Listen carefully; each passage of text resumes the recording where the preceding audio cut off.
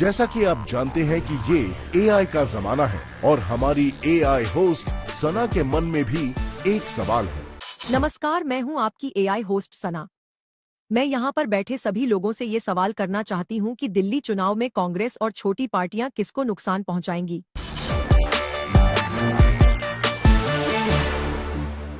देखिए, मेरा अपना मानना है कि कांग्रेस पार्टी छोटी पार्टी तो अब हम कह सकते हैं, लेकिन अगर कोई ये कह रहा है कि सिर्फ आम आदमी पार्टी को नुकसान पहुंचाएगी या सिर्फ बीजेपी को नुकसान पहुंचाएगी, ऐसा होता नहीं। दोनों पार्टीज को वो नुकसान पहुंचाएगी अगर कांग्रेस पार्टी या दूसरी छोटी पार्टियां दिल्ली के अंदर अगर बेहतर परफॉर्मेंस करती हैं तो। देखिए, सीधा है, यहाँ दो धाराओं के बीच में लड़ाई है। अब ये लड़ाई जो है सच और झूठ की है, ये लड़ाई गरीबी अमीरी की है, ये लड़ाई शिक्षा स्वास्थ्य वेतन, ये सरकार के जुमलेबाजी के खिलाफ है। जनता के मन में जो जनता ने माइंडसेट जनता का हो जाता है कि हमें इसको वोट करना है, ये सरकार बनानी है, ये सरकार हटानी है, तो जनता उस अनुसार से वोट करती है।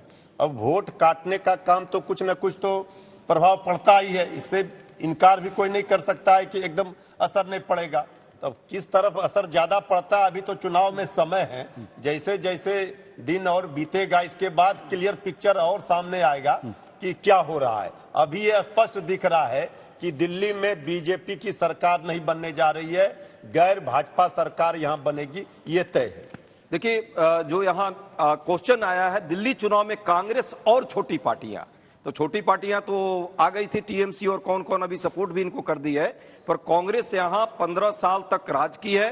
दिल्ली में हम तीसरी बड़ी फोर्स है और इस बार हम चुनाव में पहली फोर्स बनने की तैयारी में है। जिस तरह इन लोगों ने बड़े मदारी और छोटे मदारी ने दिल्ली वासियों को पिछले 10 साल में झूठ सिर्फ परोसा है, शब्दजाल दिखाया है, उससे जनता यहां परेशान है। चाहे जमुना मां की सफाई की बात हो, छठ मैया के घाट पर डुबकी लगाने की बात हो, या सांसों पर जिस तरह से प्रतिबंध लगा है, इन सारे मुद्दों पर जनता यहां पे दिल्ली की जनता दिल्ली के हित में शीला जी के विकास की संकल्पना को आगे बढ़ाना चाहती है। देखिए, सना का सवाल है कि दिल्ली के चुनाव में कांग्रेस किसको नुकसान पहुंचाएगी? जिसको फायदा पहुंचाया था। भाई 2013 में फायदा आम आदमी पार्टी को किसने पहुंचाया था? इन्होंने पहुंचाया था। इनकी चीफ मिनिस्टर को गाली दी, शीला दीक्षित जी को गाली दी, शीला दीक्षित जी के कुत्ते के खाने तक के लिए आरटीआई लगाई, उनको अय्याश तक बताया, 15-15 चीज पर सवाल उठाए, उनके रहने पर सवाल उठाए, उनके कारों पर कैवलकेड पर सवाल उठाए, उनकी हर चीज पर सवाल उठाए। और जब उनकी सीटें आ गई तो फट से जाकर कांग्रेस वाले उनकी गोद में पहुंच गए। तो फायदा किसको हुआ? आम आदमी पार्टी को कांग्रेस से हुआ। तो जिसने फायदा पहुंचाया था उसी को नुकसान पहुंचाएगी। बहुत सीधी सी बात है। और जहां तक बात फायदे और नुकसान की है, मैं फिर से कहता हूं, ये नूरा कुश्ती है, कुछ नहीं है। लड़ रहे होते, एक आदमी ने आकर एक प्रेस कॉन्फ्रेंस करी थी कि अरविंद केजरीवाल देशद्रोही हैं, और 2 दिन बाद उसका भेद खोलूंगा। कहां है अजय माकन? समझ में नहीं आ रहा, दिल्ली में भी है या ऐसा ना हो सीमा पार कर गए हो। अभी मैं देख रहा था संदीप दीक्षित जी बेचारे अकेले जाकर फ्लैट घूम रहे, अकेले। अरे राहुल गांधी अरविंद केजरीवाल से इतने डर गए कि चुनाव भी नहीं लड़ रहे। अरे चुनाव तो लड़ो, हार जीत तो अलग बात होगी। कांग्रेस को इस बार कोई नुकसान नहीं होगा, जहां कांग्रेस थी वहीं होगी। लेकिन यहां पर मैं दिल्ली की जनता के लिए 2 मॉडल है। दिल्ली की जनता 2 सरकारों को टैक्स देती है। केंद्र सरकार को लगभग 3 लाख करोड़ रुपया देती है और राज्य सरकार को लगभग 70,000 करोड़ देती है। और दिल्ली की जनता इस बात की मूल्यांकन कर रही है कि उसको 3 लाख करोड़ रुपया जो टैक्स के रूप में केंद्र सरकार को देती है, उसके बदले में उसे क्या मिलता है। और काम की राजनीति अगर कोई दिल्ली में किया है, देश में किसी ने करके दिखाया है, तो उसका नाम अरविंद केजरीवाल है। और देश के अंदर में कोई काम के नाम पर वोट मांगता है तो अरविंद केजरीवाल जी मांगते हैं। तो मैं एक ही बात कहूंगा कि कांग्रेस जहां थी वहीं है, उसको कोई नुकसान नहीं होगा। और पूरा मुकाबला भारतीय जनता पार्टी बनाम आम आदमी पार्टी का है। अगर शीला दीक्षित की परफॉर्मेंस, उस पीरियड की परफॉर्मेंस को हाईलाइट किया जाता है प्रॉपरली कांग्रेस की तरफ से, तो कांग्रेस को बहुत ज्यादा फायदा होने वाला है। जो इनकी इलेक्शन, पहली इलेक्शन हुई थी या पिछली इलेक्शन हुई है जिसमें इनकी एक भी सीट नहीं आई, वो एक अनफेयर असेसमेंट थी पार्टी की। पार्टी ने कम से कम उस 15 साल जो दिल्ली को रूल किया, इतना क्यों प्रोग्रेस हुई है उस पीरियड में? इसलिए नहीं हुई कि फ्री बीज दी गई, कोई भी फ्री चीज नहीं थी। हर चीज में, बिजली में थोड़ा सा कंसेशन जरूर था, जो कम बिजली इस्तेमाल करते थे, फ्री नहीं होती थी, कोई चीज फ्री नहीं थी। पानी फ्री नहीं था। पानी कितना इंप्रूव हुआ? बिजली तो बिल्कुल नहीं 100% उस पीरियड में हुई, क्योंकि प्राइवेटाइज कर दी गई। और डिफिकल्ट डिसीजंस मैडम ने ली, क्यों ली? क्योंकि उनकी जो पहले तो मेट्रो बना क्योंकि वाजपेयी जी के साथ बहुत अच्छा इक्वेशन थी। और बाकी इतना सड़कें बन गई, इतने ये बन गए, इतना पैसा कहाँ से आया? डीडीए से आया। डीडीए का पैसा क्यों आया? क्योंकि इनकी एलजी के साथ इक्वेशन रची थी। तो ये लेसन लर्न करना चाहिए। मैं कहूँगा, मेरे जूनियर थे केजरीवाल साहब खड़गपुर में, मैं भी खड़गपुर का हूँ, मेरे बाद में पढ़े, हम सेम हॉस्टल में रहते थे। अच्छा। एक उनको अगर लेसन लेना है तो वो ये ले कि इक्वेशंस इंप्रूव करो। अब बारी है फोटो राउंड की। इसमें हम आपको बारी बारी से 2 तस्वीरें दिखाएंगे। आपको उन तस्वीरों पर एक एक लाइन बोलकर क्लोजिंग कमेंट देना है। पहली तस्वीर, चुनावी हिंदू वर्सेस चुनावी मुसलमान पर घमासान। शुरुआत कीजिए सर। मुझे लगता है कि दिल्ली का जो वोटर है बहुत समझदार है। ना तो वो चुनावी हिंदू पे वोट देने वाला, ना वो चुनावी मुसलमान पे वोट देने वाला, रोटी कपड़ा मकान पे वोट देगा और जो दिल्ली के लिए काम करेगा उसके लिए वोट देगा। देखिए, हिंदू मुसलमान की राजनीति की शुरुआत देश में, हिंदुस्तान में बीजेपी ने की है। अब हिंदू और मुसलमान से सब लोग परेशान है। इस मुद्दे से जनता का कोई लेना देना नहीं है। आपस में जो भाईचारा, प्रेम, शांति, सद्भावना है, यही देश की, हिंदुस्तान की खूबसूरती है।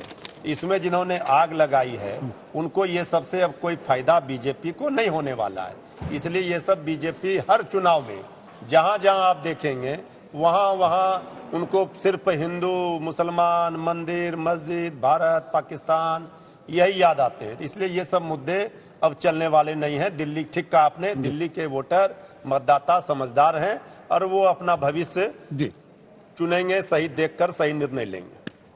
न हिंदू न मुसलमान वाली बात है। यहाँ देश की संस्कृति जो है धर्मनिरपेक्ष चरित्र है।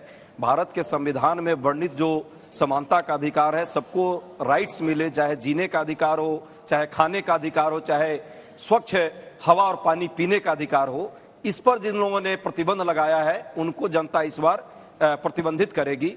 और ये जो हिंदू मुस्लिम मंदिर मस्जिद और 80-20 और चर्बी गर्बी जो लोग करते थे उनका भी 240 में आकर के सिमट दी, जनता समझा दी है। और ये बड़ा अच्छा फोटो आपने लगाया है, तस्वीर तो गजब है ये चुनावी हिंदू का। इस पर टोपी लगा देते तो और अच्छा रहता। अरविंद केजरीवाल दुनिया को टोपी लगाते हैं, इस पर भी टोपी लगना चाहिए। अरविंद केजरीवाल की इस तस्वीर पे वो शेर है कि वो गिरा तो ऐसे गिरा कि गिरते हुए को गिरते हुए देखने वालों ने गिरते हुए कहा कि भाई इतना भी नहीं गिरना था। जो आदमी राम मंदिर पे, उसकी नानी राम मंदिर बनने नहीं देती थी, मनीष सिसोदिया कहते थे वहां पर यूनिवर्सिटी बना दो, वो कहते थे कि वक्फ की लैंड है जहां पर अंबानी का घर है उसको भी गिरवा दूंगा, वक्फ के पैसे पे कोई कमी नहीं आएगी। इसके अलावा जितने भी बयान हैं वो सारे हिंदू विरोधी। और आज जिस तरीके से बातें करते हैं, मैं कहता हूं जनता देख रही है और प्रदेश के सभी लोग देख रहे हैं, लेकिन इतना तय है, कितने भी चुनावी हिंदू बन जाओ, कितने भी झूठे वादे कर लो, जनता जवाब दे देगी। इस बार बहुत हो गई मार। इधर भी एक टोपी है। जनता देख रही है कि जब से अरविंद केजरीवाल जी ने दिल्ली में ये कहा है कि हम पुजारी और ग्रंथियों को 18,000 रुपया महीना सम्मान राशि देंगे, क्योंकि भाजपा के पेट में जो दर्द है, ये दर्द आप महसूस कर सकते हो। इतना दर्द बढ़ गया है, इतना दर्द बढ़ गया है, क्योंकि अब 20 राज्यों में जहां इनकी सरकारें हैं, जहां ये लोग हिंदू हिंदू करते थे, अब वो सब लोग भी कह रहे हैं कि जब केजरीवाल दिल्ली के पुजारी ग्रंथियों को दे सकता है तो तुम क्यों नहीं दे सकते हो। इसीलिए ये बौखलाहट है, इसीलिए ये तिलमिलाहट है, क्योंकि ये खुद तो कर नहीं सकते, आज कोई कर रहा है तो इनके पेट में दर्द हो रहा है। और अभी आशुतोष जी, ये स्टेटमेंट देने से पहले ये भी सोच लेना चाहिए कि कॉन्स्टिट्यूशन ये चीज अलाउ करती है कि नहीं करती। स्टेटमेंट देना आसान है, बाद में जब इम्प्लीमेंट नहीं होगा तो फिर ब्यूरोक्रेसी को ब्लेम करेंगे। तो ये चीज एग्जामिन नहीं कही। मैं ये कहूंगा कि इस कंट्री में एक ट्रेजिक चीज हुई है कि काफी कम्युनल पॉलिटिक्स बढ़ गई है और कम्युनल बेसिस पे वोटिंग भी शुरू हो गई है, क्योंकि एक पर्टिकुलर कम्युनिटी ऐसी है जो एक पर्टिकुलर पार्टी को वोट कभी नहीं देगी। अब कुछ भी कर लीजिए। तो रिजल्ट ये हो गया है कि ये जो डिवाइड हो रहा है जी, ये एक ट्रेजिक है हमारी कंट्री के लिए। और हमारे हर पॉलिटिशियन को चाहिए है कि इसको दबाने की कोशिश करे और बढ़ाए नहीं आगे। दूसरी तस्वीर, महाकुंभ में मुसलमानों की नो एंट्री।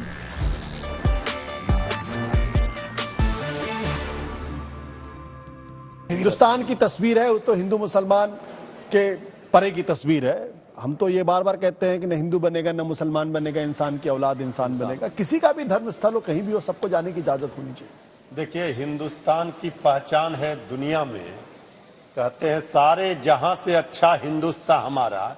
इसलिए कहते हैं कि यहाँ जो बापू गांधी जी, राष्ट्रपिता गांधी जी ने कहा है उसी के रास्ते पर ये देश चलेगा। सभी धर्मों का यहाँ सम्मान होना चाहिए। हम एक दूसरे के पर्व त्योहारों में, एक दूसरे के धर्म के धार्मिक आयोजनों में एक दूसरे का सहयोग करते हैं, हाथ बटाते हैं। तो ये संस्कृति जो हमारी है ये कायम रहनी चाहिए, ये बची रहनी चाहिए। यही हम सबसे अपील करेंगे।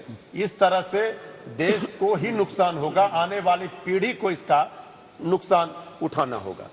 ये तस्वीर दिखा रही है कि सर्वधर्म समभाव और वसुधैव कुटुंबकम की जो परिकल्पना हमारे संवैधानिक संरचना में है और जो हमारी परंपरा रही है, सनातन परंपरा, जिसको सदैव बड़ा दिल दिखाता है, हमारा दिल बड़ा है, हम सभी को आने दें, सभी धर्म, सभी समुदाय, सभी संस्कृति के लोग आकर देखें कि हमारी विराटता कितनी, हमारी विशालता कितनी, हम में समरसता कितनी है और सौहार्दपूर्ण जीवन जीने में हम कितना भरोसा करते हैं, तभी तो हमारी महानता सुदृढ़ होगी। लेकिन कुछ ऐसे लोग हैं जो बार बार अपने धर्म को संकुचित दायरे में देखते हैं और संकुचित दायरे में देखने वाले को ये तस्वीर भी समझना चाहिए कि ये तस्वीर भारत की तस्वीर नहीं, ये तस्वीर कट्टरता की तस्वीर नहीं बननी चाहिए, भारत की सनातनी परंपरा की तस्वीर बननी चाहिए। चलिए, जो हिंदुस्तान के संविधान में विश्वास रखता है और सनातन के प्रति अपना सम्मान रखता है वो कुंभ में आ सकता है, इसमें कहीं कोई दो राय नहीं है। लेकिन पिछले कुछ समय में जिस तरह की तस्वीरें इस देश में निकल कर आई हैं वो भी किसी से छुपी नहीं है, जितने सारे वीडियोस निकल कर आए हैं वो भी किसी से छुपे नहीं है। जिस तरीके से लगातार कट्टरता के स्तर पर जाकर लोगों ने खाने की चीजों में क्या क्या मिलाई है, मैं मानता हूं कहीं ना कहीं इन चीजों पर लगाम लगने की जरूर आवश्यकता है। परंतु अगर आप संविधान मानते हैं और सनातन के प्रति अपना सम्मान रखते हैं, आप जरूर आ सकते हैं। ये हिंदू धर्म में हिंदुस्तानियों का इतना बड़ा समागम है जहां पर किसी जाति, धर्म, संप्रदाय, इवन नेशनैलिटी का कोई लेना देना नहीं। अगर स्टीव जॉब्स की धर्मपत्नी वहां पर आ रही हैं और वहां पर रहकर साध्वी की तरह रहेंगी और लंबे समय तक रहेंगी तो कोई भी आ सकता है, लेकिन आपकी मानसिकता और सनातन के प्रति आपका सम्मान होना बेहद अनिवार्य है। अगर वो नहीं है तो माफ कीजिए, आपका जो मैलिफाइड इंटेंशन है उसको भी जरूर ऑब्जेक्टिफाई किया जाएगा। मुझे लगता है कि किसी को पर्टिकुलरली टारगेट करके इस तरह से बैन करना, ये जो है सो देश की छवि भी खराब करता है। और मुझे लगता है हर चीज से ऊपर इंसानियत होती है और इंसानियत के नाते इस तरह की चीजें नहीं होनी चाहिए।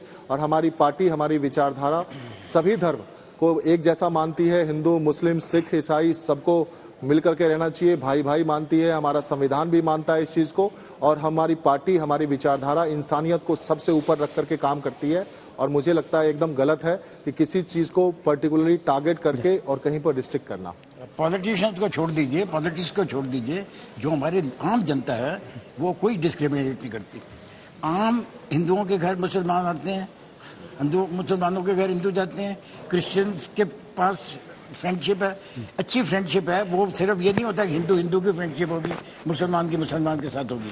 फॉर्चुनेटली हमारी कंट्री की जो पब्लिक है वो कॉम्युनल नहीं है और अगर पॉलिटिकल पार्टीज उनको कॉम्युनल बनाती हैं तो वो रिस्पॉन्सिबल है इसके लिए।